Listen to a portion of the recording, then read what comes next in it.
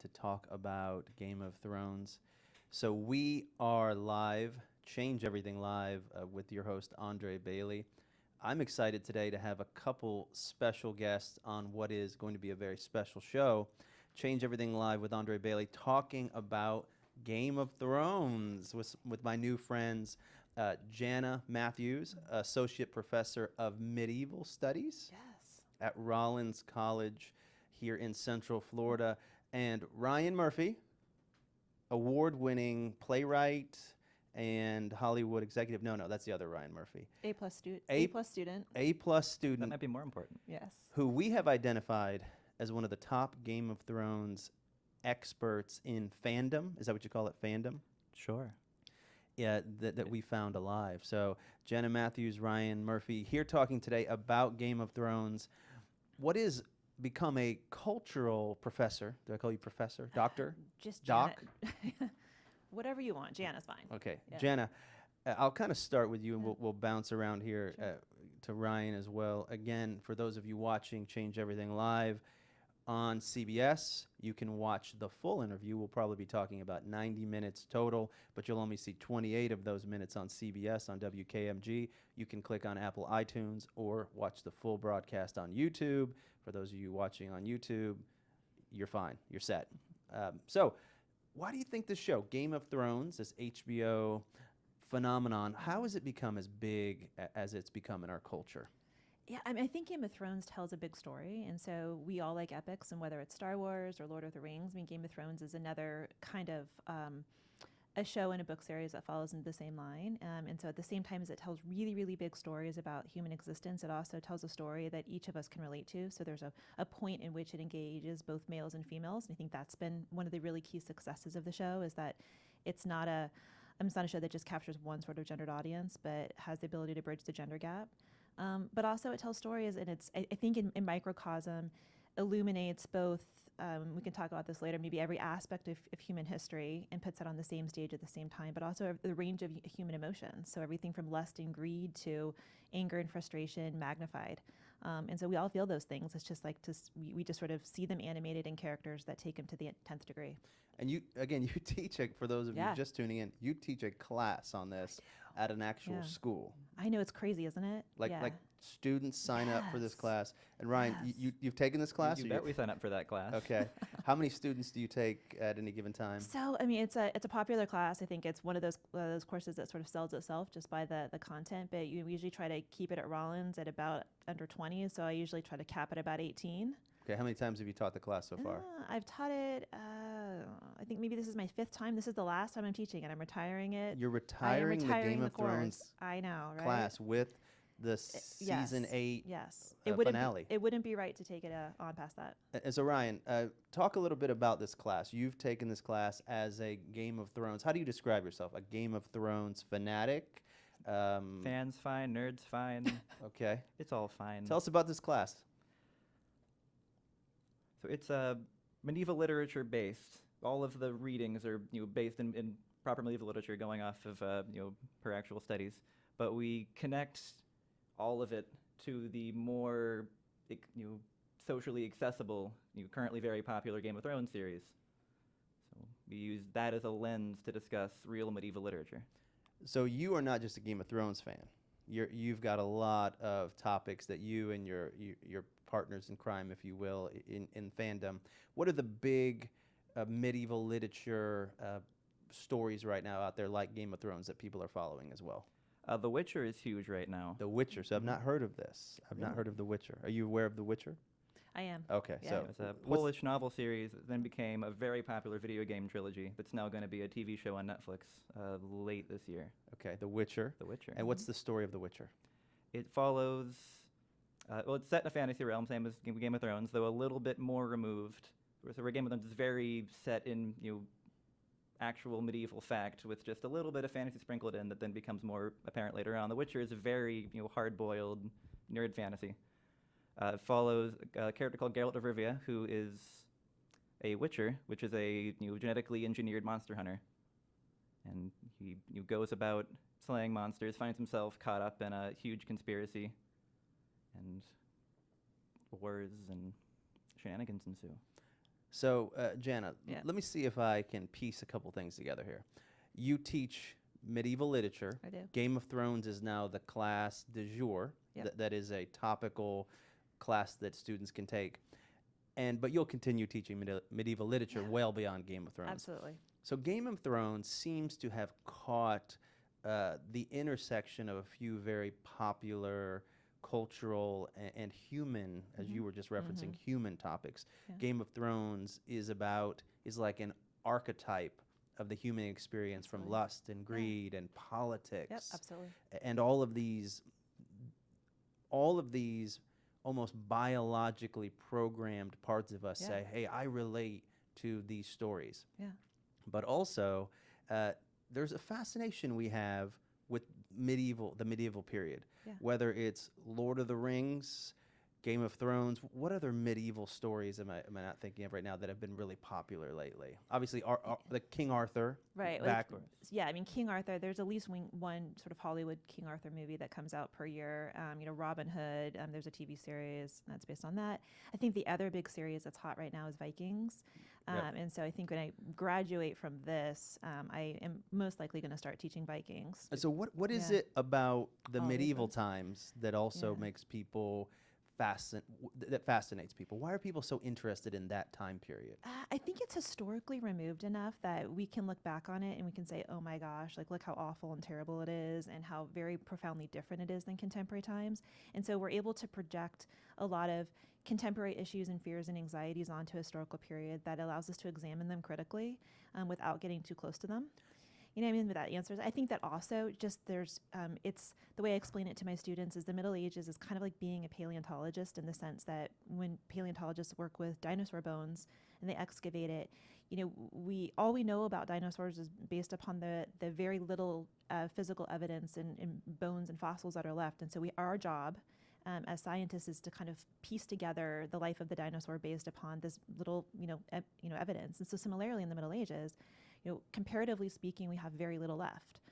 We have some, documents. We have, but most everything's been kind of destroyed. And so it enables us. It's sort of ripe to both reconstruct what we do have, but then also it requires imagination and fantasy. And so, kind of like what Ryan was saying, fantasy is such a huge part of our existence. It allows us to imagine worlds that we can live in now. And also similarly to look back. So I think that it's the inherent imaginary fantasy element of the distant past that allows us that serves as particularly rich fodder.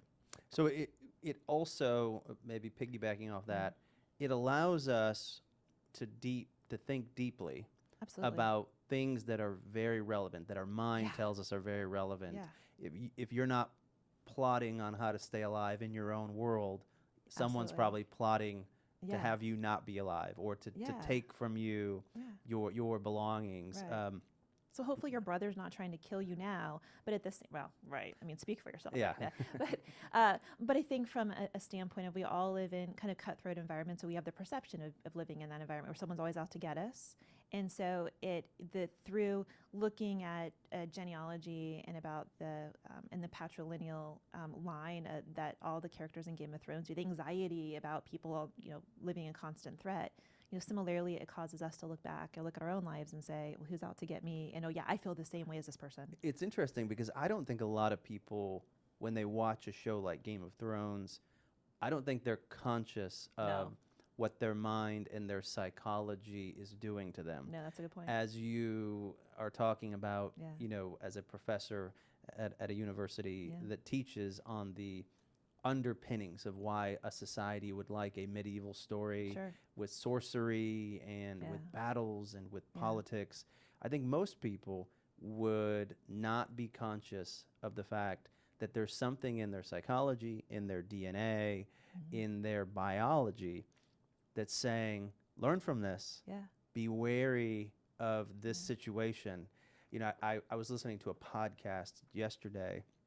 I can't remember the gentleman's name, but he is a archaeologist who has written many books about the Great Flood and how there's a emerging evidence that the Egyptian pyramids are, and this is not conspiracy theory, this is like confirmed now through archaeologists and a lot of critically examined data, that the Great Sphinx is actually where they thought it was 5 or 6,000 years old or 2,000 years old.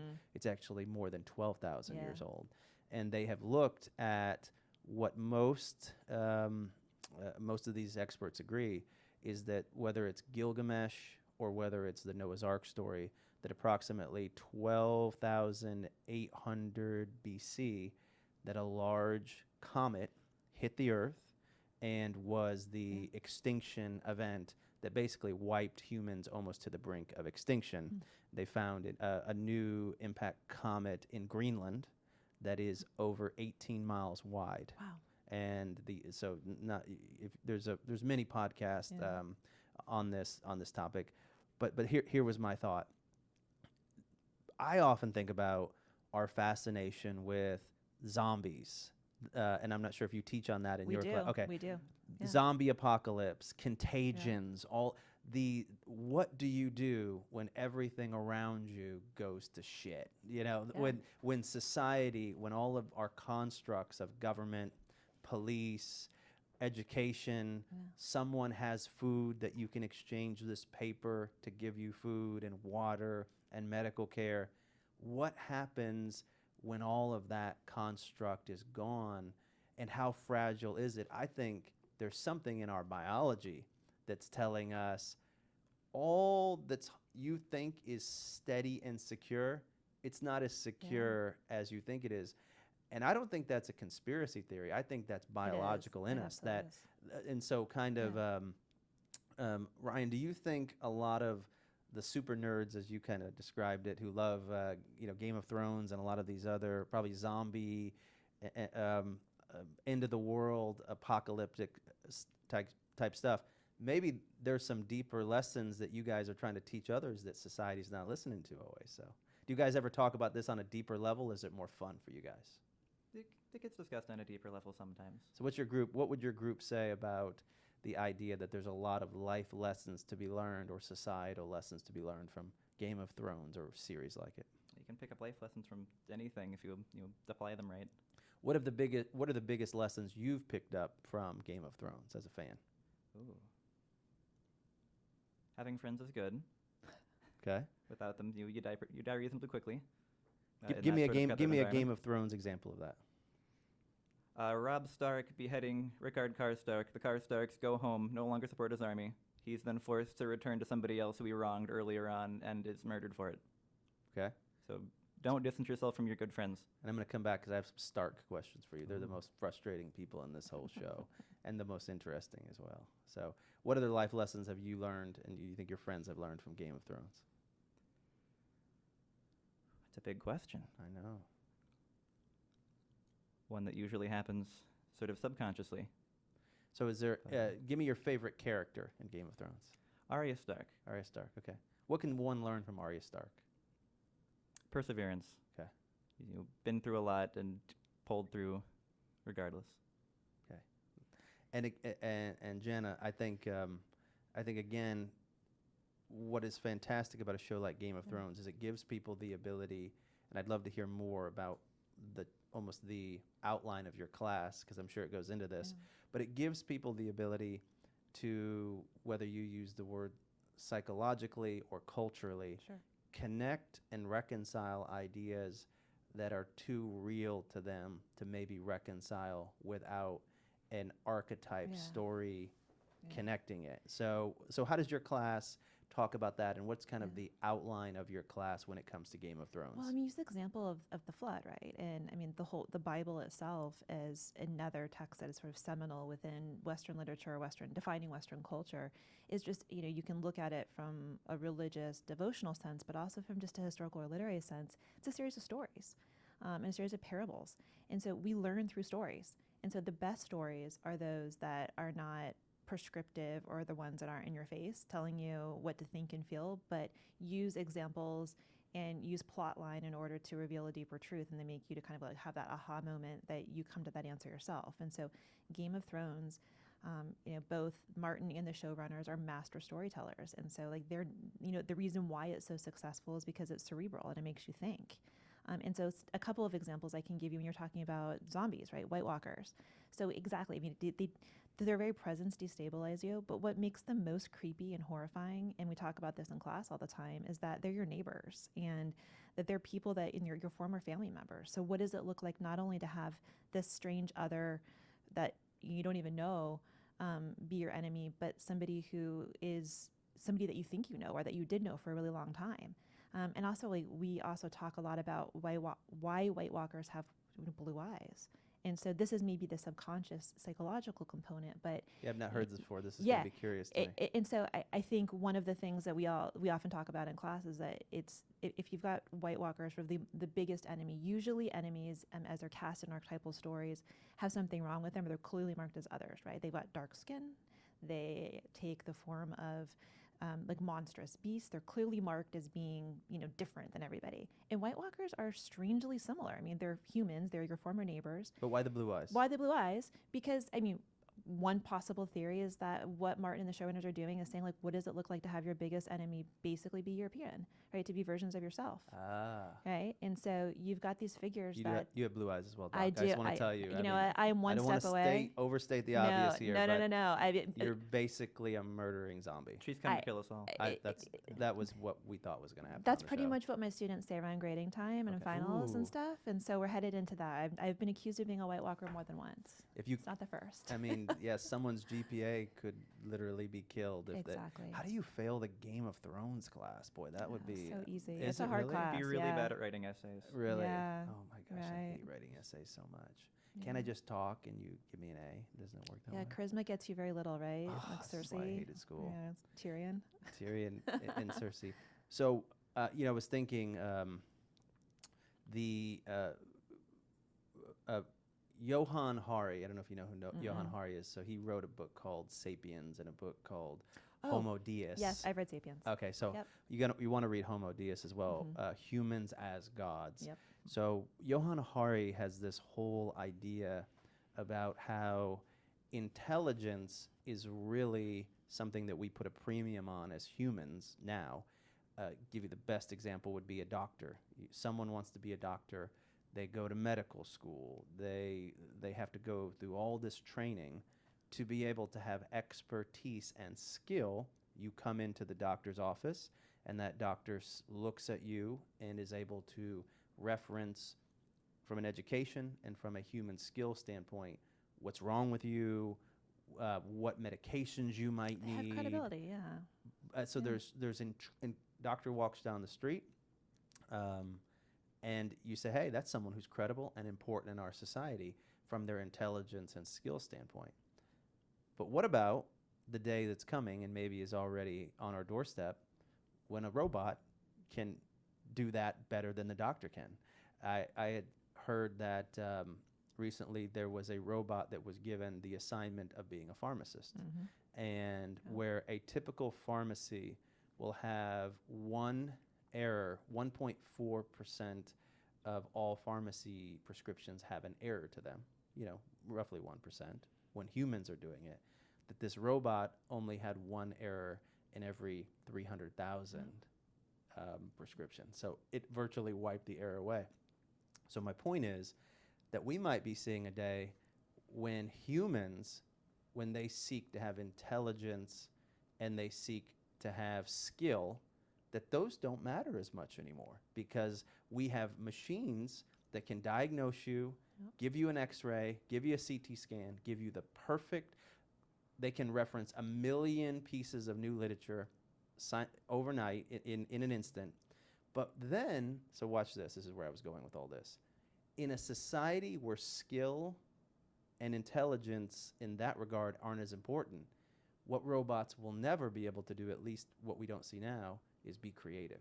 They'll never, they can't tell stories. Yeah. They can't create outside of intelligence and skill anything in our world that then helps us make sense of it all. So you're making the case why everyone should be an English major, basically, right? I think essentially. I don't mean to be, but I would just say this. Right? I had never a case for the liberal arts. Absolutely. I've never thought about the fact that we often put such a premium on high skill, high intelligence professions because again, like I hang out with a doctor and he's like, hey, what is that thing on your neck? Oh, and he can in his mind then reference years of study and years of schooling and years of intelligent comprehending of what might be medically wrong with you. But what about when that's no longer necessary? What will rise up and have more power in our society?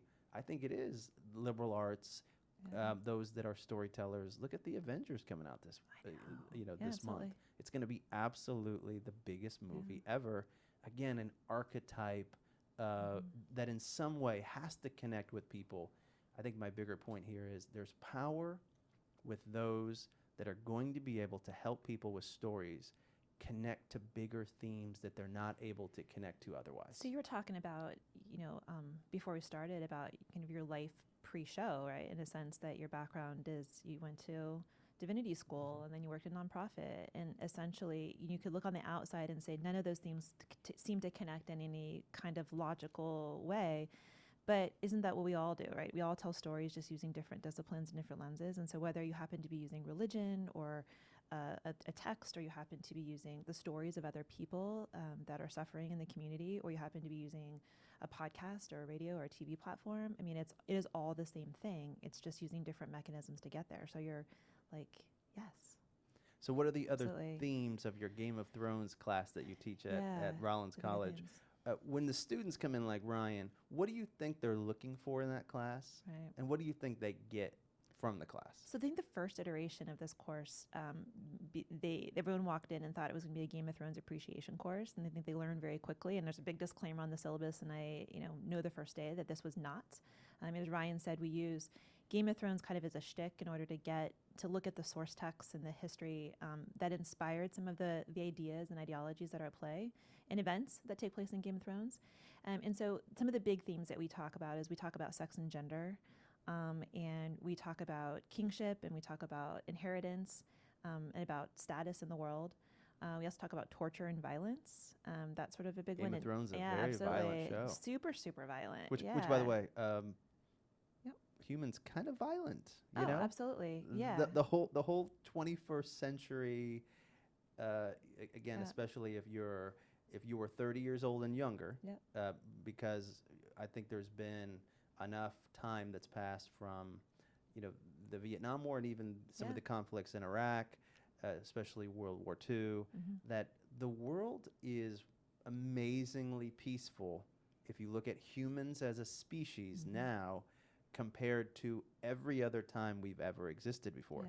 The history of humans on this planet is a history that very much mirrors Game of Thrones. I actually think Game of Thrones is kind of light compared to what we've seen in human history. Is that a little bit of what you guys kind of talk about, that there are, and that's not a good thing, but how do we continue to acknowledge that so we can evolve past it? Yeah, I think that some of the wonder and magic of Game of Thrones is that it's a composite. It's like taking the best and greatest hits of history, and namely all of the battles, everything from the Civil War back through the Greek and Roman mythological battles, and then he puts them on the same stage at the same time and allows them to play out. And so it's sort of like what would happen if we have the War of the Roses happening at the same time as the Civil War and all that kind of stuff.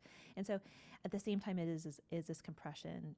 It does, right, illuminate in really striking ways both how history repeats itself, and that's another great example of how when you watch Game of Thrones, you're like, oh my gosh, that seems so weird. We would never do that. But then later when you start thinking about it and you're looking at kind of prison images from Abu Ghraib, or, thinking about watching some of the footage from ISIS, that's happening, that, bringing politics into this, it's like, oh, maybe we're not so far away from that. And you said sex and gender is a big theme. Talk about that a little bit.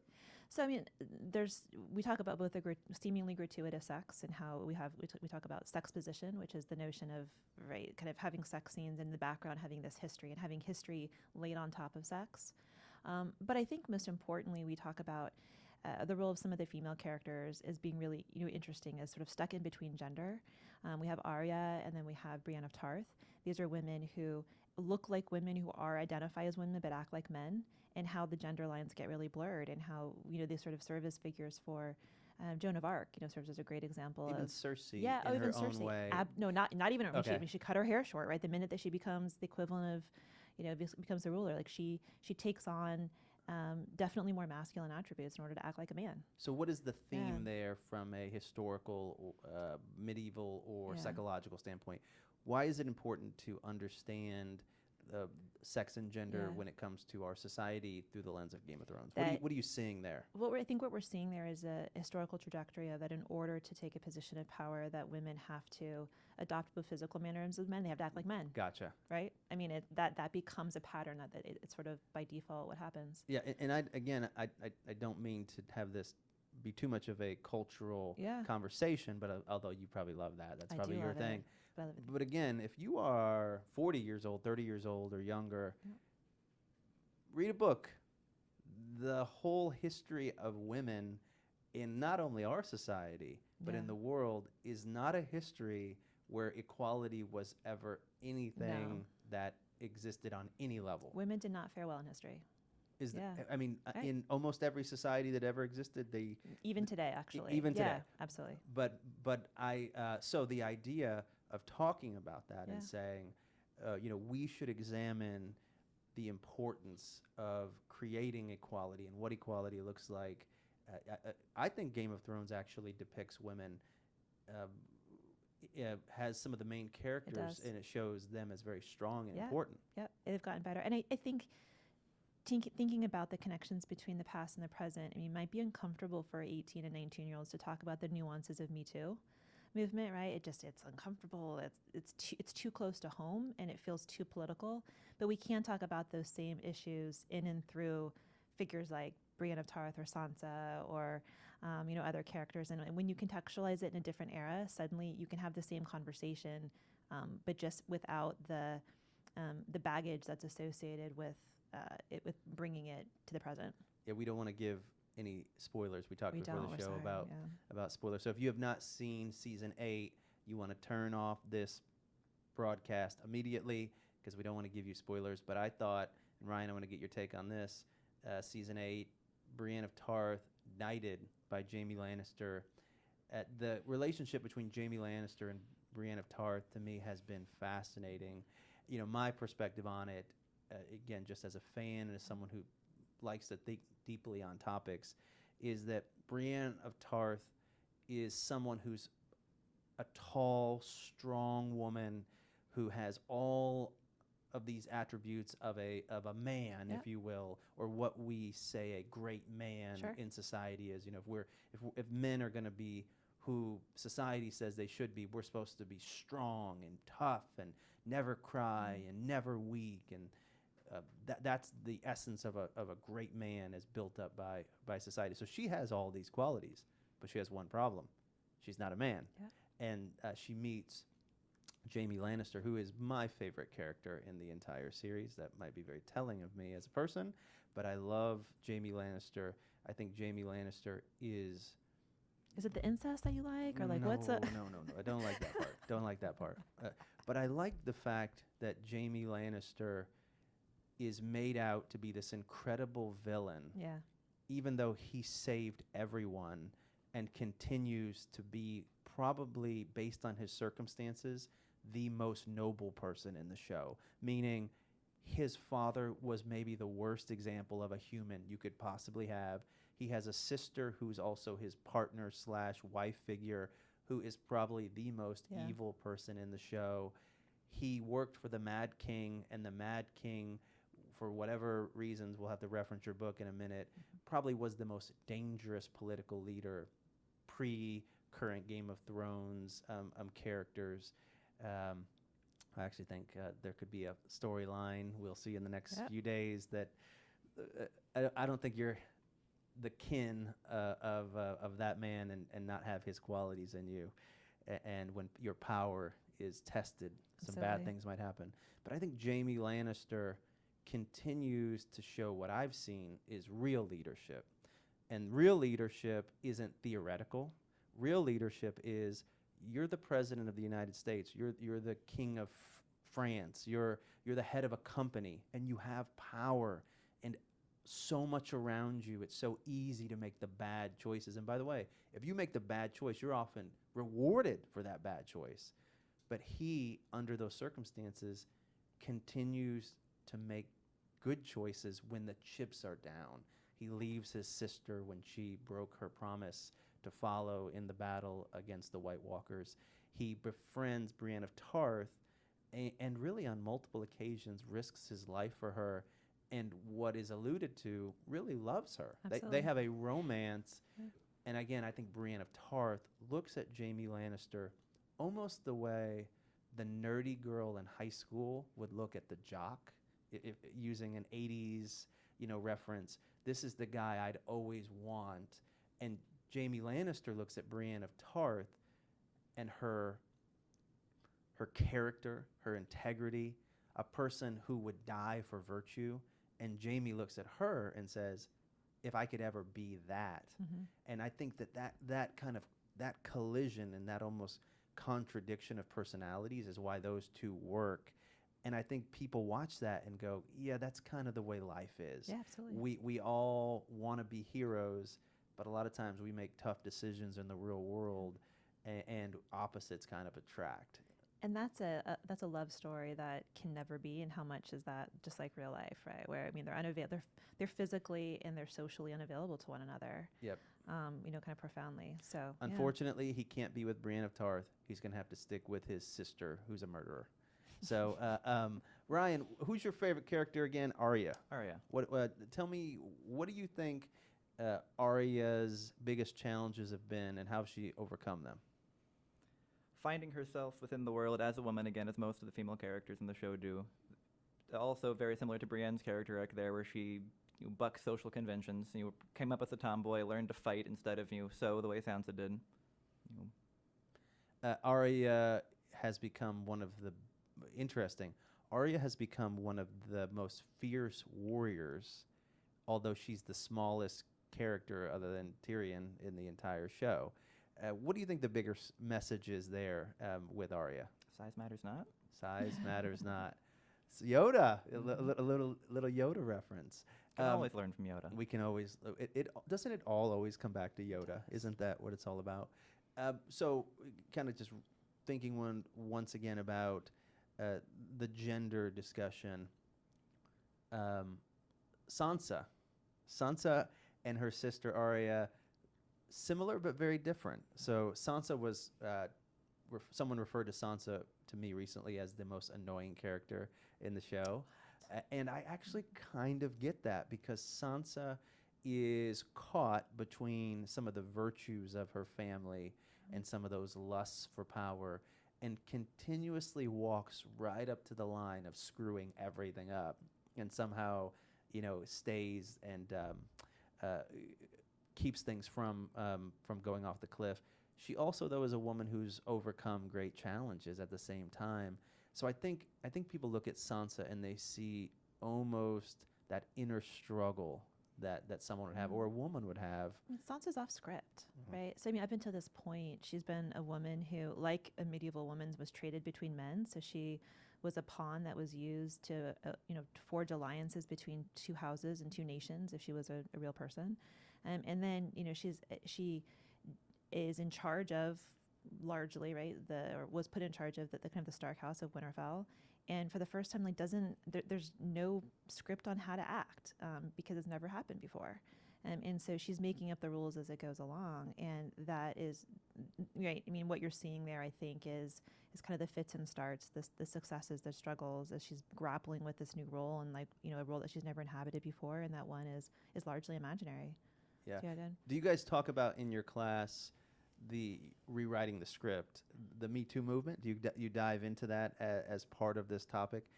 I think it's incredibly important to have that conversation, and it's been an incredibly important conversation. But it's especially important with the historical context again added to it. Yeah. So that was just okay for in not just American society, in Western society, but in the history of our species. It was just okay to treat women a certain way, and to see Sansa overcome that. That's an incredibly, again, an archetype of a bigger conversation that's important and that needs to be had. How did the young folks in your class react when you take these deeper dives into their psychology or into their society using Game of Thrones? I mean, I think it's a really rich and powerful tool to really get them to think in nuanced and complex ways. I think maybe another example I could use is the wall. And so we've got this, the dominant architectural feature in Game of Thrones is this wall, this massive thing, which has a very, very clear, Which, by the way, pre-Donald Trump. Yeah, I know, but that's exactly what I'm saying. Pre-Donald Trump. Is the wall in that book there? Of course. Show us that book. Been around for thousands of years. What is this book you have here? This is The World of Ice and Fire, the main source book on the books for The Song of Ice and Fire. Okay, and so the wall is in that book? Of course the wall is in this So book. The wall is one of the oldest. So if the president tweets out that he was the first to the wall, we can reference his book We can show him giants building a wall of ice and say, hey, you weren't here for this, Donald. Okay, so just not to get political, but again, fascinating that in this story that is, how old would that have been? When would that have first been written?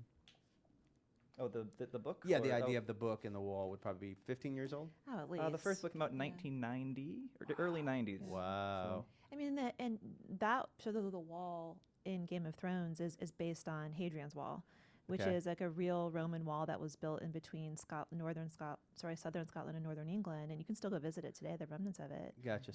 So in your class, talking about when humans feel like they have to create a disconnect from something that's scary. Yep.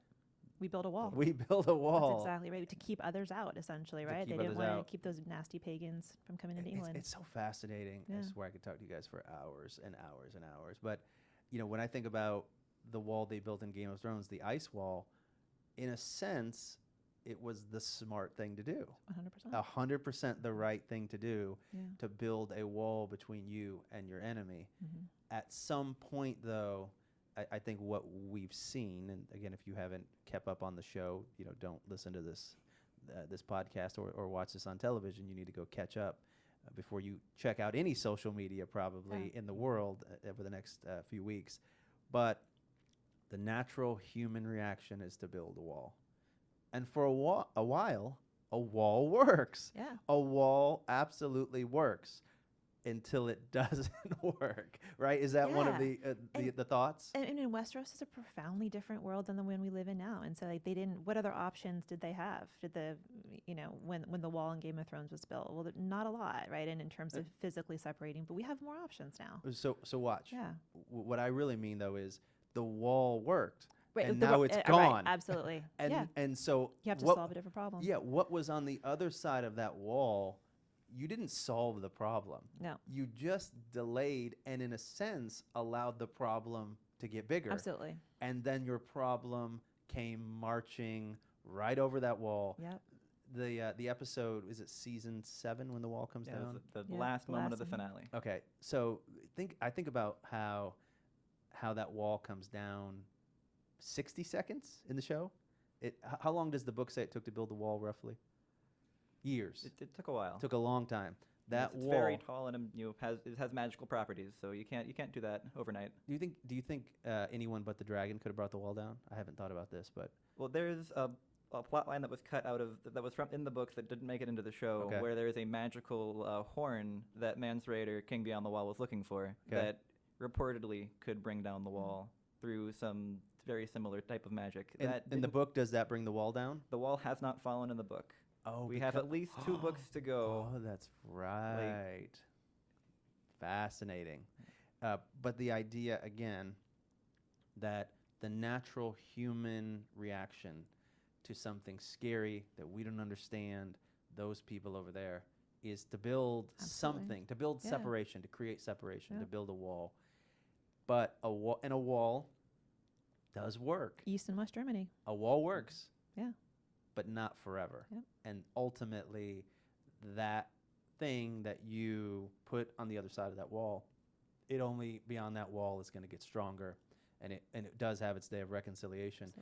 Absolutely. I think I love this idea that you teach a class that asks people to take these archetype stories and then help them connect to things that are happening right now in front of us. I think the reason we are often so divided as a society in the political landscape is that we can't find that common language. Maybe stories like this, if we could look at them the right way, could be a bridge to those conversations. Yeah, I mean, I think that that's one of the benefits of having such a wide and massive, really global audience, because what Game of Thrones isn't just popular in the U.S., but it's popular all around the world. And so if you have everybody kind of talking about the same issues or have a common shared experience in viewing the show, then they all have a common framework by which to talk about these things. And isn't that what we're all missing, right? Is this sort of collective experience upon which to start a conversation? And so rather than push it away and say, oh, it's just a TV show, it's just a sort of fantasy show, I think we can celebrate it and say, yeah, like this is the work, the cultural work that a show like Game of Thrones and the book series is doing, and be really proud of it. And use it, I think, to mobilize society to have some of these hard conversations that are really important. One of the aspects of your class is also on power, as you said. How did you describe that part of the class? Yeah, like power and hierarchy and sort of kingship. And I think huge theme of the show. Huge, right? I mean, obviously, it's the Game of Thrones. It's the entire kind of premise of the show is how humans with power and with power that is inherited or taken, or sometimes both, how they interact with each other. So what do you tell your students from that perspective? What do you tell them about power and its role? How do we learn from that in today's society? So I think that just comes, again, like from reading some of the texts and thinking about and studying how real kings and queens acquired their power, and studying that and seeing a lot of it is sort of deeply embedded in anxiety about, you always want something that you don't have and it's never enough. And so the minute that you get on the throne, you start worrying and becoming paranoid about who's going to take it away from you. And so there's never a sense of peace when you're at the top. And I think that that's an important lesson in terms of personal happiness, right? Is that like it can never be enough in real life. And so you have to learn how to, and that happiness often isn't located in having the best job or making the most money or, the highest social status or the biggest GPA. It's finding happiness where you are. And what you teach in your class and what you show through real history is that kings, queens, others who have had power, their history is very checkered. That would it be fair to say that when someone historically has had power, they've used it the wrong way or attained it the wrong way versus more noble uses and acquisition? Is it fair to say that? Is the history of power more a history of carnage and human nature, or is it more, again, as from a religious background, the Jesus faith or story, whatever way you want to look at it, is the common person with all power who's benevolent? That's what the text says. Now, if you take that, and that's the essence of your faith, great. If you don't, it's still what the message was.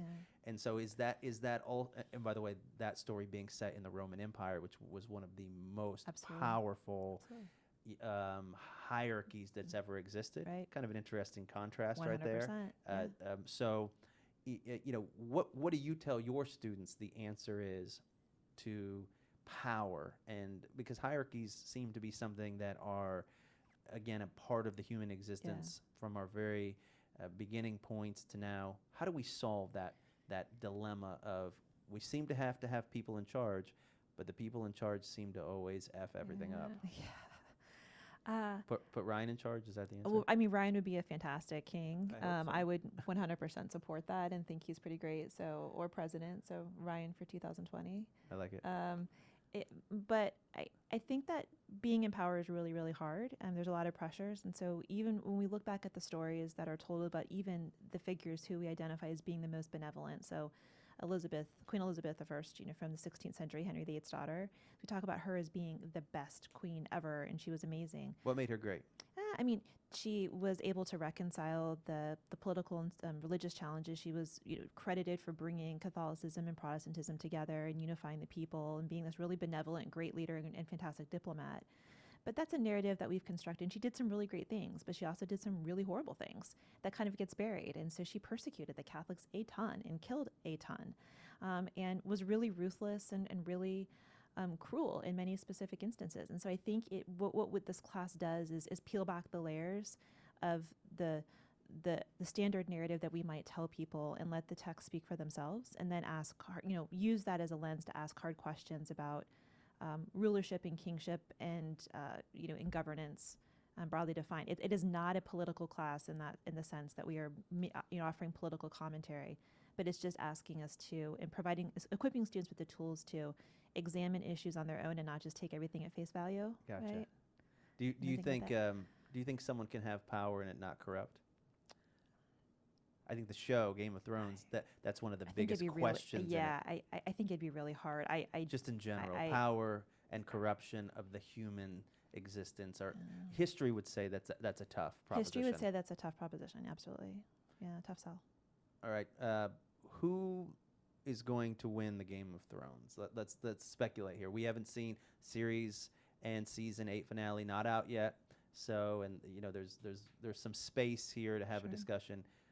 Let's make some predictions here.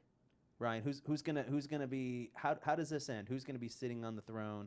And now, if you have any spoilers, you're not allowed to give spoilers, and you're not allowed to regurgitate a YouTube video that someone. All right, and you can't quote from a book or something like that. Your opinion, based on none of those other things. How do you think this? How do you think it ends, and how do you hope it ends? Given the way things are spinning out, I think Westeros will end up being provincial again. Each one of the individual 7 kingdoms will become its own kingdom once again. There will be nobody on the Iron Throne. So it winds up it will be Game of Thrones, and no one wins the Game of Thrones. The Greyjoys already have the Iron Islands back. Dany might end up giving Sansa to the north, depending on how things spin out the next couple of weeks. They've begun to have that conversation. We already have 2 kingdoms well on their way to being reinstated as their own bodies. So the message, because there seems to be a message behind everything that happens in the show. It seems that way. The message there might be, maybe we don't need one ring to rule them all, and the pursuit of that one ring to rule them all is really the problem. Maybe in that prediction, that's the answer. Yeah. Okay. Doc, what's your prediction? I think according to Ryan's theory, then I think you actually have to have the physical Game of Thrones, or the physical throne, be kind of the last thing that is blown up. Or could it be blown up? Think, could it melt? I think could it a has dragon to. melt it? Oh yeah, it was created reportedly through dragon fire, so dragons could remelt the steel. Okay. So are you going with his prediction? Yeah, that sounds completely logical and rational to me. I think that I share my affinity for Arya, and I hope that she emerges sort of victorious in some way. I think that because maybe everybody wants her to end up on the throne or end up in some sort of position of power, that means that she definitely will not be. Okay, and so but I don't know. At the time of us recording this, for those of you listening live, you know that episode 3 is coming down, season 8, I think. Yeah. Now, I've heard that episode 3, is the longest continuous battle scene ever recorded in the history of film or television. It's beating out Helm's Deep by almost 20 minutes. But for any movie ever made, yeah, Helm's Deep was the previous holder of the longest battle. It'll be consecutively. And so this episode's probably hour 20. It's a little over an hour. All right, so the Helm's Deep is like 46 minutes. So it will be battle beginning to end. I think this is going to be the episode that's probably more people die and than we've ever seen before. Absolutely. And again, die is a very interesting term, because we could see something like a Brienne of Tarth, this is not a prediction, die and be resurrected as a White Walker almost instantly. And I mean, this is where it could go down some really insane paths here. So my prediction, and I have no spoilers, this is just my thoughts based on where I think it might go. I think Daenerys turns on Jon Snow. There's just no question that she becomes in some way the Mad King, and I think there's a bigger, I kind of sketched out before you guys came in what I think the big life lessons of Game of Thrones are. I had 4 of them. One of them was your past can never be buried. Mm-hmm. It has to be reconciled. To me, one of the ideas of the White Walkers is just this idea of trying to bury your past as a society, as a person. If you've been through abuse, if you've been through trauma, if you had an upbringing that implanted in you things that that are in you and you don't want, and you cannot bury those things. You have to reconcile them. They have to be, a peace has to be worked out that's real. If you, whatever you bury that's not dead comes back to get you. I think there's a life lesson there, and I think that's one of the themes of Game of Thrones. I agree with you. Another theme is power, that the pursuit of power corrupts almost always. And if you look at Daenerys, Daenerys is someone who, she believes that she is righteous, and in a sense is righteous in her pursuit of being the rightful heir of this throne. She is the rightful heir of this throne right up until the moment that she's not.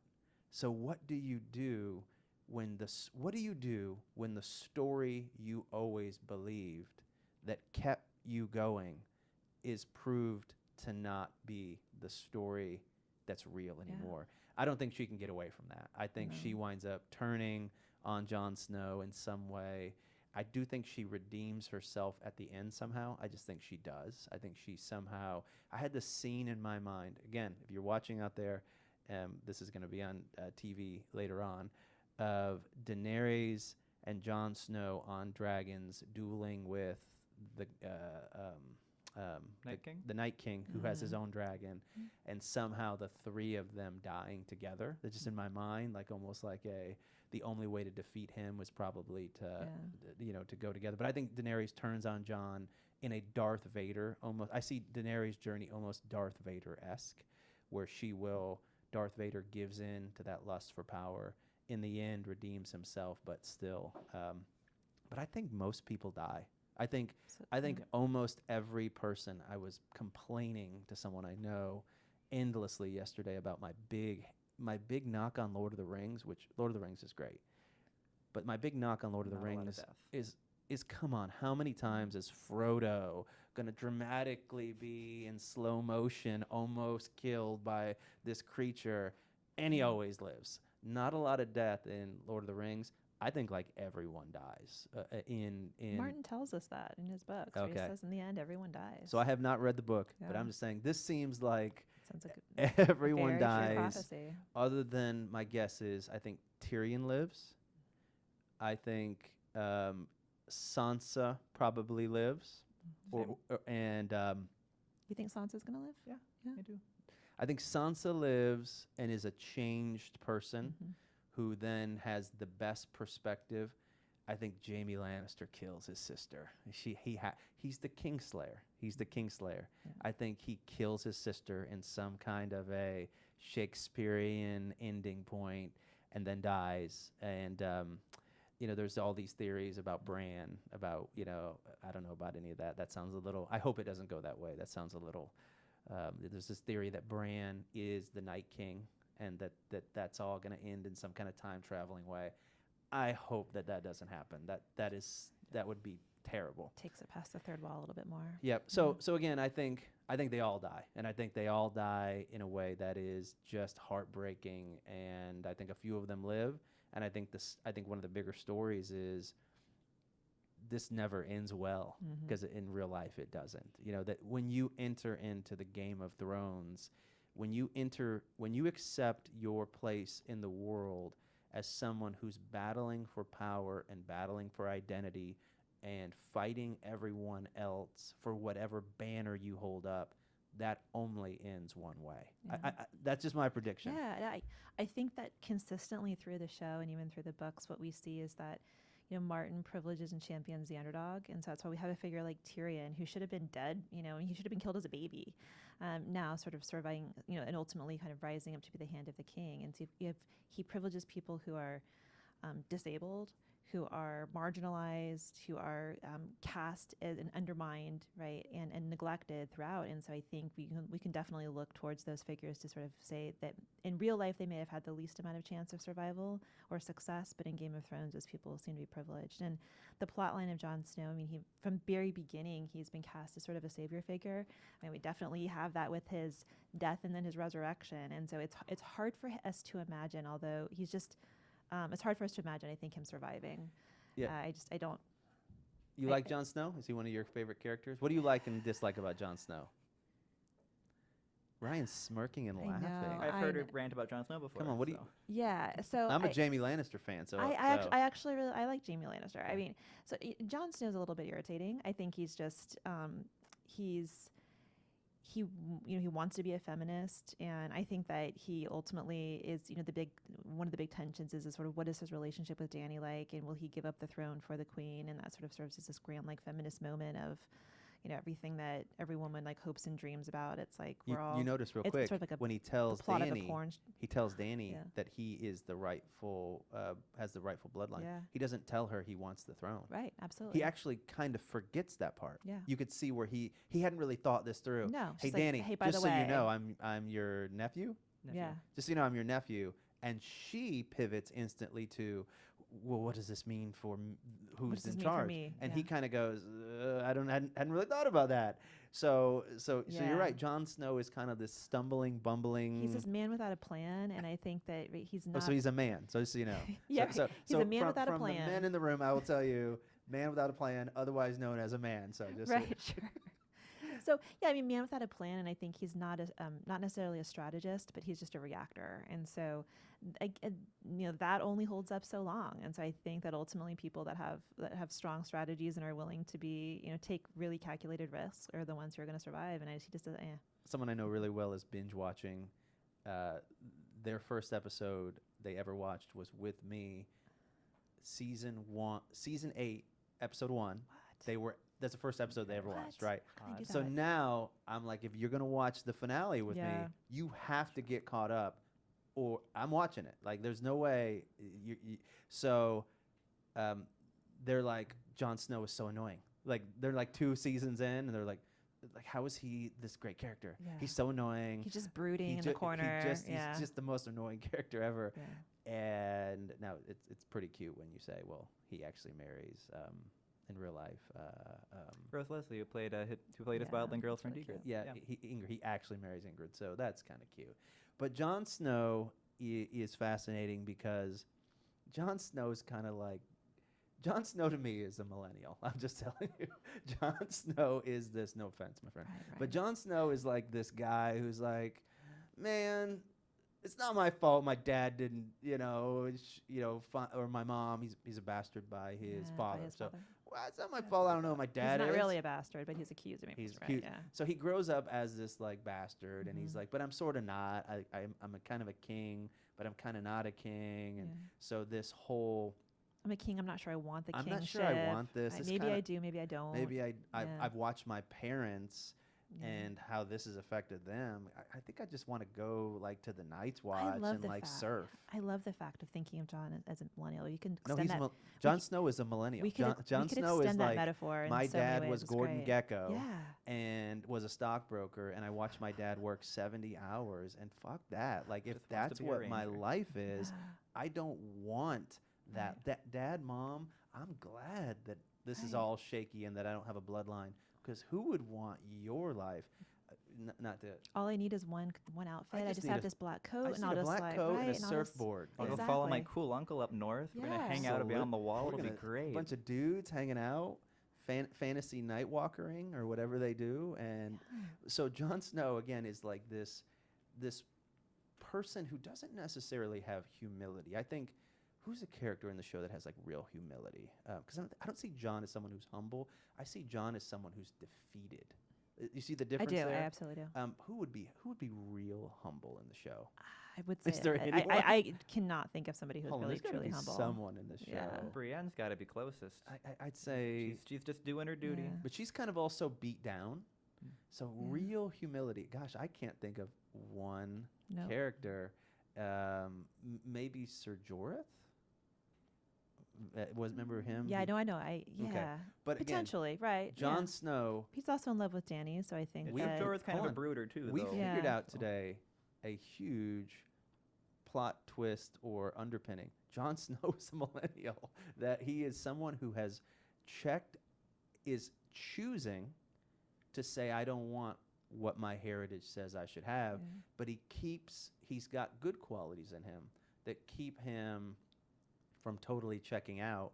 And now in this bizarre turn of events for him, He's like, no, I don't want to be the king of all this. Like, couldn't they just leave me dead? Like, Yeah. it doesn't seem like Jon Snow He almost. he keeps getting given positions of power that he doesn't want. Like, I just want to go up north and range. Oops, I'm Lord Commander now. Oh, okay, I've died, so I can no longer be Lord Commander. And oh no, now I'm gonna be King of the North. And okay, I'm not gonna be King of the North anymore. And oh no, I'm a secret Targaryen. So I guess I Guess I Yeah. got to do that the whole. whole Maybe that's country what is makes him mine. so annoying. Is that I mean, everyone's clamoring for it, and he's just given it. He's just given these gifts of power. He's given these gifts of authority, and I think that's what's when you use the term righteous, right? Is what makes him so noble or such a maybe have earned the right to have those things. Maybe it makes them most qualified to be in a position of power. But it's annoying that you're not, that ambition is seen as being evil and horrible in the show, and that the only way to identify yourself as being like the rightful or sort of best version of that is to not have any ambition at all. And and he just sucks. It's so funny though. Again, I'd never have thought about No. this ever until this discussion. Jon Snow absolutely embodies everything we love and dislike about millennials. 100%. Because millennials, if you criticize millennials, the criticism that they get, which I'm like right on the edge of millennial, right on the edge of Gen X, right? Yeah, so I'm right on the edge there. But the criticism of millennials is they just don't seem to have a passion for all the things that we laid in front of them as a society. And in some cases that's very true. But in some cases it's just they're like, why would you have a passion for a 65-hour a week job where the company is just going to fire you Yeah. at the first opportunity they get? I just want to live in my house. I just want to live, bro. Yeah. Like we just want to like live Yeah. life on a level Right. that's a little bit different from these lusts that you pursue so greatly. Mhm. But John again embodies this person who's constantly pushed to the forefront. Again, John is also someone who seems to begrudgingly have to do all this. You don't see in him, again, that's why I like Jaime Lannister. Jaime Lannister could so easily be evil. Listen, he's a Lannister. He could so easily just embody his father's legacy, his sister / wife. Like He is evil, though, He- right? he- is. he He's is. Totally, he's a gross dude. he is. So Yeah. I'm not denying all the bad stuff he's Right. done. I'm You're simply just choosing saying your privilege, the good, right? And talking about his he's trying Yeah. to choose. You see the struggle in Yeah. him of trying to choose to do something different than Mhm. that. But that's a really conscious choice where, again, I think the show has every main character as a conflicted person. Right. Everyone's conflicted. He chooses when it's convenient for him, right? Because Yeah. there's many times where he commits like crimes of omission in the sense that he just allows people to die because it's too much work for him or because it's inconvenient, and he still sleeps with his sister even though he doesn't really want to, but it's because she wants to. He doesn't. He has some sense of integrity, but it's very spotty. Yep. He tries to kill Bran. Now he Yeah. comes back to defend Bran. It's such a contradiction. Yeah. All the characters have these contradictions that are fascinating. So Jon Snow, super annoying, and I think Jon Snow he cannot survive to the end. I don't right? think so. Is there I any think possibility of that? No. No. Please no. All right. So let's go through and think about people, and let's vote on whether we think they're going to survive to the end. Brienne of Tarth. No. I'd love her to. I don't think she will, but I'd love her to anyway. Yeah, I think she's gone. She's definitely gone. Jaime Lannister. He's dead. No. He's dead. He's going out with Cersei. They He's came into this world together. They're They're- going out together. Okay, is that probably the easiest prediction? Yes. Is that Cersei in some way has the ability to take out everybody? I don't know how that's going to Yeah. happen, but in the Mad King sense. Cersei can't survive because has this incestuous child that's being. I mean, the line's got to be cut off. Yeah. Right. I mean, for multiple reasons, she's got to die. But Cersei's yeah, going to die. Yeah. Cersei must die. Yes. I think that's a not a prediction, but it would almost feel not right if evil. Is she the most evil character in this left? If you had to say Yeah, who's I the would- most evil character left, is it Cersei? I think Cersei or Dany. Dany. You think Dany's the most evil? I do. So I'm going to come back to that. Oh, let's go to Dany. Does Dany live or die? Dany dies. Okay. Either Jon or Dany dies. I don't see a Or way. I both. don't see a Or way in which both. which both of them survive. So yes. Again, back to my prediction about the Night King. fire, and ice. Can Bran die, please? I hate him too. Bran. What's your prediction on Bran? I think Bran lives. I think he'll be okay. I think Yeah. Bran lives, and I think something really weird happens with him that will be super annoying for He's for all labeled of himself as the world's memory. There's always been some kind of three-eyed raven figure in the history of Westeros, and he's currently embodying that. So So- unless somebody else, I hope they give him some more lines in the last line. I mean, I think to go through an entire season and just basically sit on a chair. just sit in a chair in the courtyard also I feels. think they're setting some up It's with him though. Because underutilized. there have been several scenes where he's gone to talk to somebody, and then they've cut it. Last episode, especially with Tyrion, where he Tyrion, sat down yeah. like, "Hey, tell me all of the things that you know." So they had this huge conversation off screen. Do you think that's a moment where they're passing the torch and that Tyrion's going to take over? I have Bran? speculated Yeah. that too. It's possible that Tyrion could then end up in that position Yeah. Which position? as three-eyed it. raven. Could that happen? Yeah. Probably. That's interesting. Yes. So I actually think if you're looking for a deeper meaning to Bran, back to the point I was making earlier, is the White Walkers, in a sense, represent this world you want to forget, that you want to put behind a wall, pretend never happened, and have it just live your life and have it go away.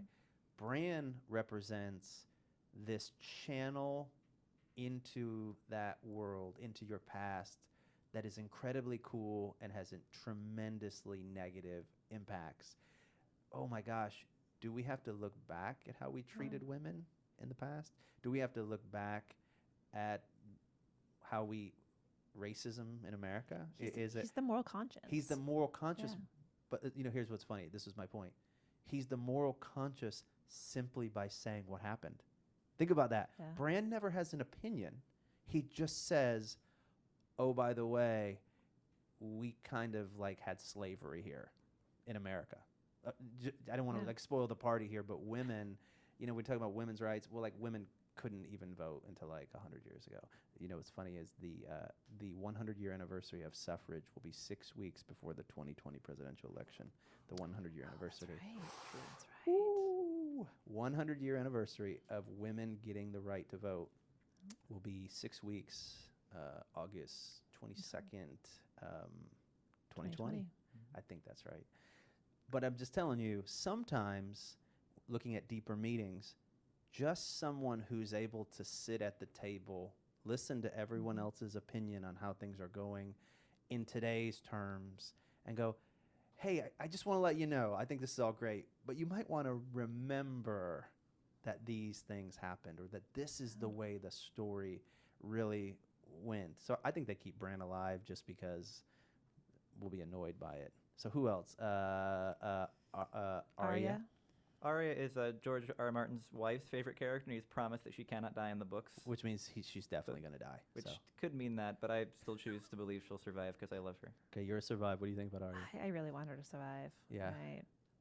I think she'll probably die. Arya's fascinating to me because I think the big story of Arya, my opinion, is what does your life look like when your entire pursuit is vengeance? Arya is fueled by darkness, vengeance and revenge as a motive can never. That's just what I think. George R. R. Martin is trying to say is vengeance. You can listen. Hatred, anger. These are emotions that can take you a long way in life. Look at how far it's gotten Arya. Purely, remember the episode where she's sitting and just that rhyme that she did with the people that she was Reading going off to her kill, list. reading off her list, and they're just hour after hour, day after day, reading off her list. Her anger, her hatred, has been the most important part of her entire life. So that has to, in my opinion, there has to be some point where that is turned in a way where what's the end game for that? Sure. Because by the way, I even think I had a pastor friend that I was just talking to recently who was talking about reparations, in real life. He was saying, let's talk about reparations. A white guy, it was written in the paper, Dr. Joel Hunter, and he cool guy, but he's like, listen, man, he got up in a speech and there was a panel and someone was like, "Are you in favor of reparations?" And he's like, "Yeah, I think." Now he wasn't saying what that should be, Sure. but he was more saying, I think that the idea that we have a discussion today about something that happened that important, even if it was, 150, 200 years ago, depending on how you want to look at where that discussion, for some, they say it should have ended there. I think it's an important discussion to say, how do you reconcile the math on something that happened in our past? I think what Mr. Martin might prove with Arya's character is that justice and vengeance are not the same thing. Justice and vengeance seem similar, but they're not similar. I just have this feeling he'll go that way, but I don't know how he does that with her character. So Arya's shape-shifting power is really important, I think, and totally fascinating. And it's dropped off, or we haven't seen much of that. But it's got to come back, right? It right? has to come back. And I think in that's some the key. scene, something's going to happen. Right. She has to be, she has to enact, like you said, she has to find satisfaction for her revenge and for her vengeance in some way. And so I think I have no doubt that some of the people on her list will die by her hand. Even Cersei in interesting ways. But I think it'll be really fascinating to see where she shows up and how she's able to use that. So most people are going to die. Alex, how much time we got left? Where are we at right now? We're at an hour and 10 minutes. All right. What time is it? It is 1:40. Okay. So you got to be out of here by 2:15, right? Yeah. Okay. Just trying to keep us on time. Let's see. Any other characters we want to make predictions on? Let's see. Jon Snow. Jamie's going to die. Cersei's dead. Sansa, we think, might live. We think Tyrion he's going to live. I hope he does. I love him. Yeah. I think again Tyrion represents another one of these themes where the weak, in a Game of Thrones medieval society, if you're weak, if you're disenfranchised, if you don't have a bloodline, if you're a woman, if you're a minority type, absolutely, you're screwed like right off the bat. Tyrion then having that, but being in a bloodline that had royalty attached to it, and now overcoming. I think that's an important part of George's story that has to have some conclusion that matters. Yeah, like Arya. She's similarly disfranchised. She is a woman who has taken a really different path and carved a different identity for herself, who doesn't really fit into society and in her family. And so similarly, Tyrion has similar attributes. And there's nothing that Tyrion in his world can offer the world and be productive except for his mind.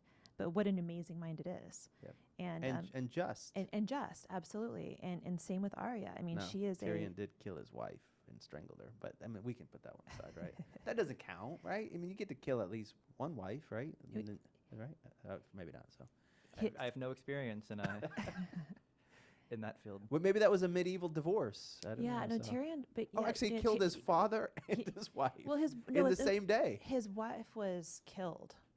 Oh, who's the woman he strangled? I thought it was Shae, his mistress. Yeah. But Shae was like his real love. Yeah, it's true. So again, I'm sorry, he didn't kill his wife. Right. I was wrong. He killed his true love and his father on the same night. That's kind of deep. But he's still what we would sit here and say is one of the most noble characters in the show. Yeah. Boy, that's quite a contradiction. Another one of I was trying to make this list of what the big themes of Game of Thrones are. Your past cannot be buried. It must be reconciled. It must be healed. It must be resolved. Another big point to me is just the contradiction of humanity, that there are no heroes, there are no villains, that we all are in some ways a contradiction. The best of us is a contradiction. Yeah. And that's probably just got to be okay. I haven't seen Avengers yet. We're taping pre-Avengers Endgame. My prediction is that Thanos reverses course. I don't think you beat Thanos. I don't think he's beatable, not in any kind of credible way. I think somehow Thanos has to be convinced that the death of his daughter was not worth the achievement of his life. Again, I have no spoiler on that. I'm just saying, but again, it's the hero who's the villain, and that we love heroes and we love villains. But what if we're all a hero at best and we're all villains when we allow ourselves? Yeah, we're nuanced characters, and I think that's one of the things that Game of Thrones really does, is that so many superhero films, for example, or even just other shows that we might see on TV, they have stock characters, and so they have a specific job to play, and they play that really well. And these characters evolve and develop over time. But I think Tyrion's a great example. How, several seasons later, we've forgotten about the fact that he's murdered his dad, right? And Oh, you know that's what I right. mean? And he's And like, his oh yeah, and love of his life. right. And we're really easy to overlook some major failings or major, So real Right. question here, real question. So let's think about that a second. Tyrion murdered the love of his life, killed his dad. We'll put that one aside. Sure. Is he still then eligible to be in power philosophically? But it's an interesting Yeah. question, right? Right. Like all of a sudden. But I think George R. Martin's trying Sure. to mess with us. I think that's Yeah. the idea. Is Name a person in Game of Thrones of the main characters who have not murdered someone, the best of them. right? Jon Snow. Jon Snow's, but he's killed tons of people. So Jon Snow's killed a lot of people, but this is where Jon Right. Snow is, and I don't have an answer to this at all. Yeah. But I would love to just have George R. R. Martin dissected for 17 days, Sure. because he had these things in his mind. But Jon Snow is the most different character because he's so annoying, but he's the only character really that has had a consistent virtuous path. Right? Is there? Yeah, is he's flat. he has a flat earth, and there's a purpose underneath that, and I can't fully figure out what it is. Yeah. But Except he violated his oath of celibacy when he was at the wall. that's Right? true. That's true. Yeah. And an oath that, again, through Sexual desire through- trumps, right? Well- Sort well- of fealty, well, right? through the modern lens of Yeah. Catholicism, Yeah, absolutely. you would say what happens when, I shouldn't say this out loud, but I think a big question about Catholicism is what happens when you tell humans to no longer be sexual, even though that's not really something that is in the text in the way that it's promoted by the Goes Catholic back- Church. I yeah. should not have just said that. I Nope. know that's going to get me in trouble, but I have a divinity degree, so I can Yeah. tell you there's not a chapter in the New Testament or the Old Testament that says, oh, by the way, if you're going to be a religious leader, you should never have sex. That's not a thing. And so then to ask someone to take a vow that goes against humanity, what's the odds that that vow is going to be successful, and what are the unintended consequences of those kind of creeds? I think it goes back to where we started, which is about biology and about how this show and the books really kind of ask us to explore and say what happens when we animate the sort of biological urges that we have, and let them run wild or let them run unchecked, or actually remove them from the constraints that we as society put them on, right? So example, Jon Snow, a great example of that is asked to is an extremely just and a person who identifies someone of integrity, but has to say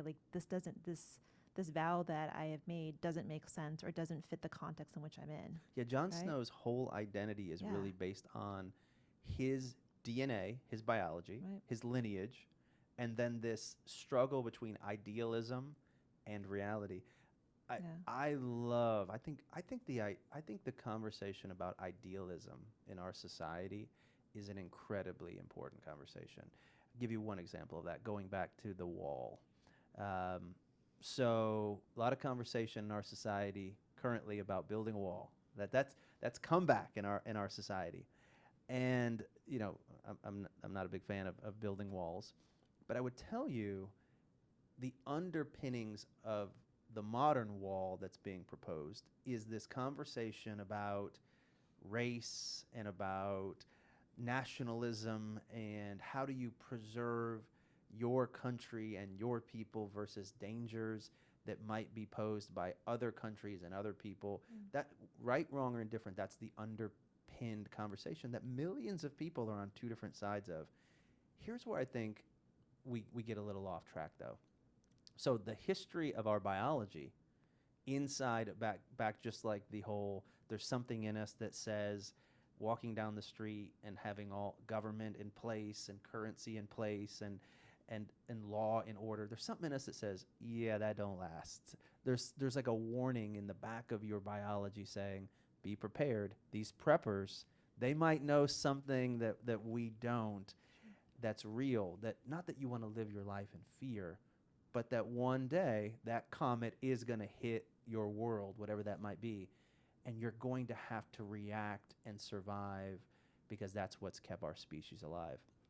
So I say all that to tell you that the idea, remember that kid that was trying to row onto that island with the Bible recently and they shot him? Right.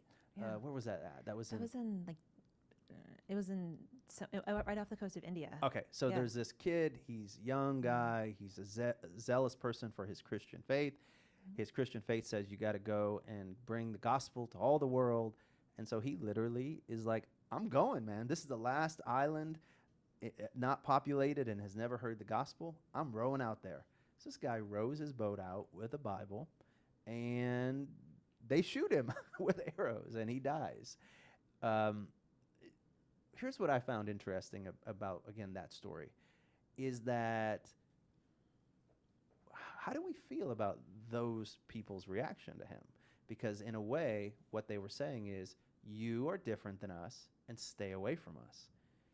There's something about that that's incredibly wise on their part from a biological standpoint, because the history of humans interacting with each other from different parts of the world who had not interacted before, that's a history filled with death. That I was reading yesterday that they believe that the Amazon is filled with civilizations that have now been covered over by the rainforests that all died off because of smallpox when the Spanish actually went through in like the 15 and 1600s. The point being that something, again, just like the zombie apocalypse, there's something in us that tells us that could happen. There's something in us that says, I'm dark and he's light. Stay away from me because bad things happen when different languages and different cultures mix. I think that something about racism is biologically inherent in us from a starting point, but that doesn't mean it's a good thing. It means that it might be something that we could feel and go, hold on, I don't need to feel that anymore. I don't need to feel afraid of someone that looks different than me. I think that I work on homelessness a lot. I think people are afraid inside of them inherently of someone who looks dirty and scary as an instant reaction, but that person doesn't have a disease they're going to give me. They might have mental illness. That's not contagious. My point in all of that is, I don't think there are good people who are not racist at all and bad people who hate everyone that look different from them. I think, like Game of Thrones, all of us have these, if we're not careful, we give in to urges that aren't really part of our society anymore and aren't really necessary anymore. And this idea that everyone's just going to be perfect and never feel afraid or never be worried that some other group is going to... I think that fear is natural, but what should be in our society more natural is to say we don't have to give into those fears anymore. Does that make sense? Yeah, and I think that insularity is a huge part of what's happening in Game of Thrones, but also speaks to kind of what's happening in our society today. Just, anytime you have an insular group, you like-minded people gather together or want to recruit like-minded people, and it happens in workplaces and it happens in in dating groups and in friend groups and all sorts of things, because they reinforce how you see the world and how you look at the world and how you see yourself. And, it's hard and it's really challenging to be around people that think differently than you and that come from different backgrounds. And so it's part of why Westeros is in these different kind of camps and houses themselves, is because they have families or they have groups who have adapted to certain ways of life. And so what Dany wants to do is incredibly threatening to them, is to unify them and bring them together. Again, her motivations may be very, very different and more self-centered than perhaps it's not this sort of, Yeah, you're kind of a Dany hater. I'm feeling that. I am a little bit of a Dany hater. Why are you a Dany hater? Talk about that. She's one of the most beloved characters in the show. She is. No, and but you've got a little tinge on Dany. I do. Why are you a Dany hater? So I'm not. I started out as a Dany fan, and I think that there's really great things. But I think in the same way that Jon is flat, she also is equally flat. Okay. Jon is flat, and he's totally non-committal, and he's just kind of like, well, I'll I'll be a reactor, and I'll help him protect my family and myself. And Dany similarly has said, like, her entire plot line from the very beginning has been, I am going to reunite, I'm going to take the Seven Kingdoms, and I'm going to be the queen and the ruler of Westeros and fulfill this dynasty or this legacy that she feels very much entitled to. And so she's like a woman with a mission and with motivation. You have to respect and admire that. And she's had lots of benevolent moments, but she's also had lots of moments, as we've sort of seen in season 8, of reminders of her doing some really cruel and using unnecessary force. And I think that she is somebody who is inflexible. And so when she actually has the power to do something with it, what we've seen in season 8 is her, to your point, right, her ability or her inability to let personal desire go and do what's best for the group, as opposed to fulfill her own personal desire. And it may not be in the best interest of the group to have her on the throne or to unify the group, or to unify all of Westeros together. But yet that is the only way that she can imagine society looking, is with the kingdom all united together, as opposed to imagining a different kind of social model. And so I think it's the lack of creativity, and it's also the lack of flexibility that makes her a problematic and really dangerous figure. Yeah, I think the story of Dany is that actions matter, but intentions matter more. Sure. And by the way, if you say I intend really well, but you do very negative actions, there's probably a gap there that will prove that your intentions aren't true. And I think this is an important discussion for society as well today, because we've gotten away from organized religion. Religion's really not a thing anymore, statistically. It's just not. And so religion played an incredibly important role in society, had a very negative impact in some ways as well, but it played a role in that it said, here's how you should think and intend in theory towards others, and 10 commandments, and don't kill people, and have good intentions, if you will, as a part of life. With I always say that the two biggest philosophies that birthed America are capitalism and Judeo-Christian, the Judeo-Christian world. So now capitalism is more powerful than ever. Religion has really gone to the wayside. Most people 30 and younger are no longer religious. So I do think, whether it's religion or some other vehicle, intentions and looking at why we do what we do in society, not just what we do. Because here's what Dany's story is going to be. Dany's story is going to be, she did all the right things but for the wrong reason. Right.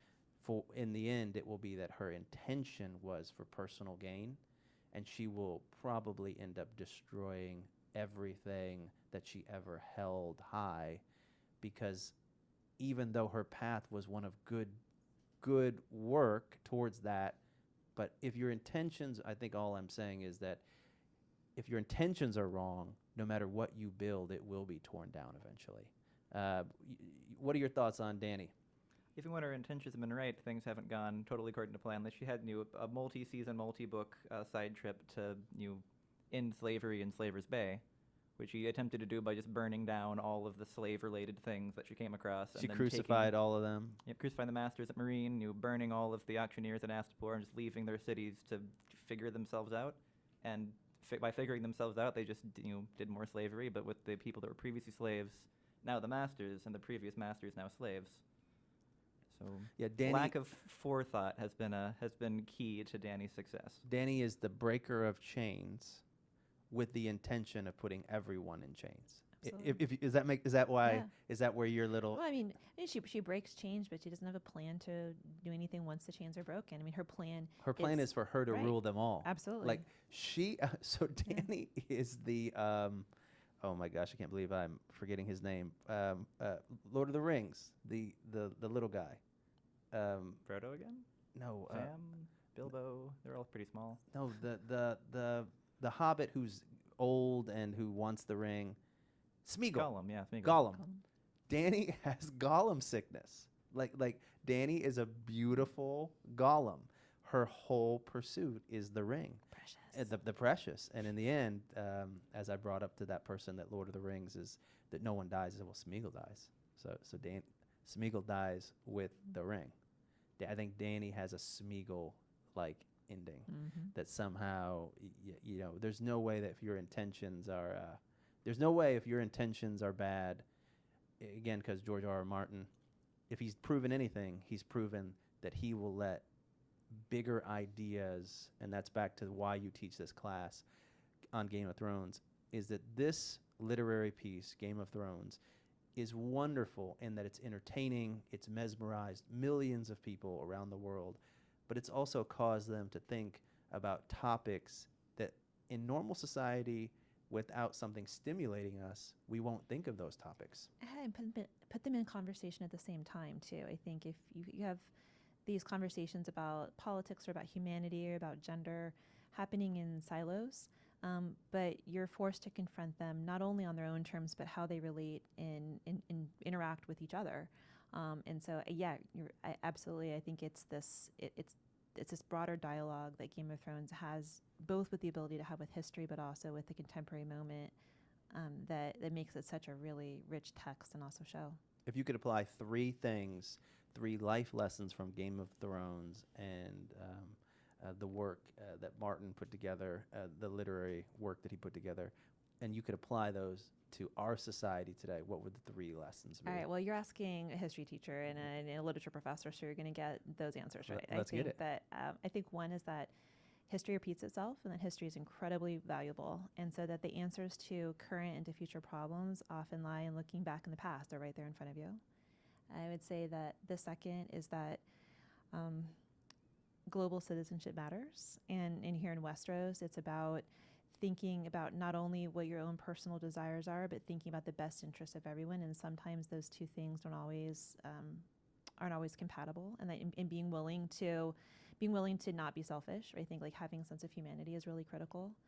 And key to your own survival. And key to your own survival. Yeah. The desire to only Yeah. look after you and your Yeah. people ultimately will be a desire. If they win against the White Walkers, if they defeat the enemy that was always the real enemy, Yeah. it will only be together. True. And I think third is that the underdog is always championed, and that we live in a world where what's on TV and what's sort of flashed before us are people that are exceptional in really dramatic ways, that they're always kind of put up as a paradigm of excellence, and that in Game of Thrones, all of them pretty much unilaterally get wiped out pretty quickly. The people that have the most wealth or are the most beautiful or that live on the extremes, and that the key to survival and those who are most successful and who contribute the most to society are those that often are kind of hovering in the margins, right? The categories that we listed before, the individuals who are disenfranchised in some sort of way, and that we need to pay more attention to them because they really hard it. We were saying before the show that faith and the study of faith, Christianity, had a huge impact on my life. I've done a lot of work on homelessness and poverty, and now helping folks who are in addiction. And I had no religious background, but Christianity and faith played a very transformational role in helping define my worldview.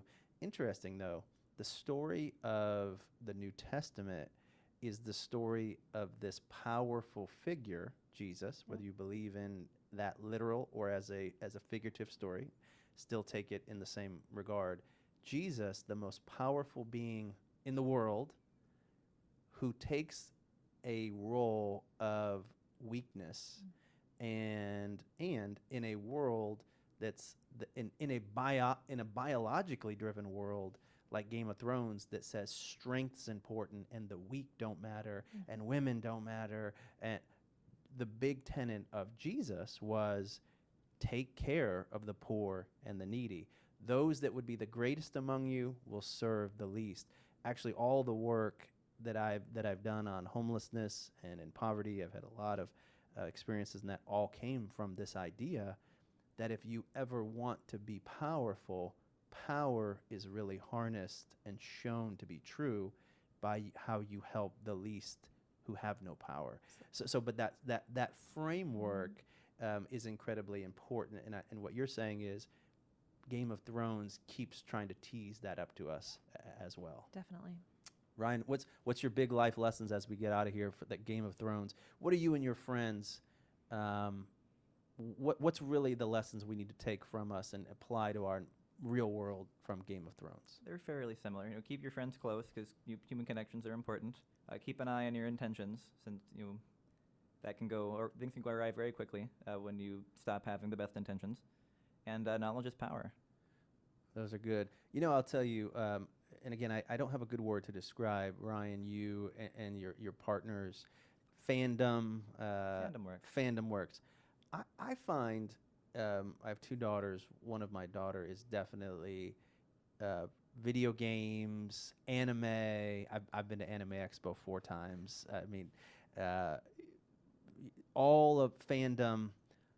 I find a lot of the folks that are humongously dedicated, like Ryan and his friends, to Game of Thrones or Dungeons and Dragons or whatever, to be some of the coolest, nicest They are. people, right? Like They are. I do, but again, I think there's They are. something interesting to the Yeah. world of fandom. Ryan, we're going to talk about you like you're not sitting right there, but I do think that you look at the cultures where people take, whether it's sports or politics or some of the folks that are taking comic books, anime, topics like Game of Thrones, and making that kind of the centerpiece of how they interact with each other. I find the people in that world to be some of the nicest, kindest, most connected people, and not show some of the traits that other, I'm not trying to stereotype here, I'm just being honest with you, that it seems that the almost worship of some of these storylines, Star Wars, I don't see negative coming from that. I see something incredibly positive. Is it because it's, whether they know it or not, reinforcing all these incredibly positive themes? I think it's a world of inclusivity, and since it's a fantasy world, they have the opportunity to construct, and they do construct a world that can't or is not possible today. And that world that is often constructed is not one where everyone dies, right? It is one where you are allowed to be exactly who you are, or who you want to be. And and so they're the first communities, this anime and the fantasy communities, to embrace LGBT plus stuff, right? To actively and embrace diversity and disability in all of its shapes and forms. Almost It's amazing. unspoken, Right? almost without even. Without any prompting at all. And so I think we have It's interesting. we have a lot to learn, and I think that as a lot of those students make their way into my class and like opt into it, I've learned so much from them about just how to be a good person and how to how to see the world through endless amounts of optimism and compassion and caring. And so in my perspective and opinion, like those communities are like the paradigm of society. Like we should all emulate and try to be like them, because they are they embody the best of us. Yeah, I've seen a lot of how we come together and form groups around topics and the cultures that surround those groups. I've been around jock culture in my life, grew up playing sports. There's some positive things to that, and then there's some negative things that come from that. I've been around the political culture, and that's like the worst. Don't ever get into politics, my friend. Politics is, I'll just tell you this, real politics is, take the murder stuff aside, because you can't get away with it anymore. Real politics is worse than Game of Thrones. Worse. Like if people out there only knew behind the scenes how bad politics really is. So if Ryan is offered the role of Hand of the King, then I will allow him to take that role, and I will happily endorse him for that. But any other political office, maybe we'll push back on. You want to be Hand of the King. Power does corrupt, absolutely. But again, I love fandom. I love what you guys are about. Jana, Ryan, thanks for coming in today. Hopefully we didn't spoil too much for anyone. And if you watched this show on CBS, it's going to premiere the night before the series and season finale. So, Jana, if people want to get a hold of you, how can they get a hold of you? Are you out there in the cyber world at all? I am. So, I mean, you can Google me, and my information, my Rollins website, do my you email Twitter? and Do you everything. Facebook? Do you all those things? People might have like comments on the show. You know, want them to right? like blow up your social media? Yeah. So I have Facebook, but I No. the You live other in real stuff, life? I Oh my gosh. I know it's really hard. It is really hard. Okay, we're gonna make you an internet influencer by the end of. No, don't ever do that ever. Ryan, how do people find you if they want to get a hold of you or your group? What do people want to join the fandom? And do you guys have like you get-togethers and hang out? Where are you gonna be for the series season finale? I tend to catch them the day after they air. So I'll be holed up in my room weeping hysterically. But fandom-wise, I have some friends at college. It's pretty swell. But most of my fandom is through Reddit. Okay. So do you have an Instagram, a Twitter, or Facebook? I have a Facebook. I don't have a Twitter or Instagram. That's Most of my amazing. fandom No, is through isn't that Reddit. How old are Crazy. you? 20. 20. Right. The Generation Z, because he's almost Generation I Z. feel bad about myself when I'm on social media, right? Nothing good comes of social media, right? No, It's all I about deleted my feeling- personal Facebook Did you? So that you forever. can't- I have you a can't, like, a hide me business forever, right? Facebook. I probably should have that, but it makes me feel bad. Facebook is a Everyone horrible else's life is cesspool. better than your own. Anyone on Facebook is Yeah. a loser and a horrible person. I'm totally Oh, kidding. thanks. Just No, it's- kidding. Kidding. I have a profile. I don't I've heard worse. post. Two things you've learned from today's show. Don't make fun of the Catholics, because I'm going to get a bunch of shit about that. Yeah. And never, ever make fun of Facebook, because everybody gets touchy about that. Change Everything Live. Thank you guys so much for Thank coming in. you. You're the Bye. man. Thank you so much. We'll be talking more about Game of Thrones online afterward. Thanks so much for coming in. We'll see you soon.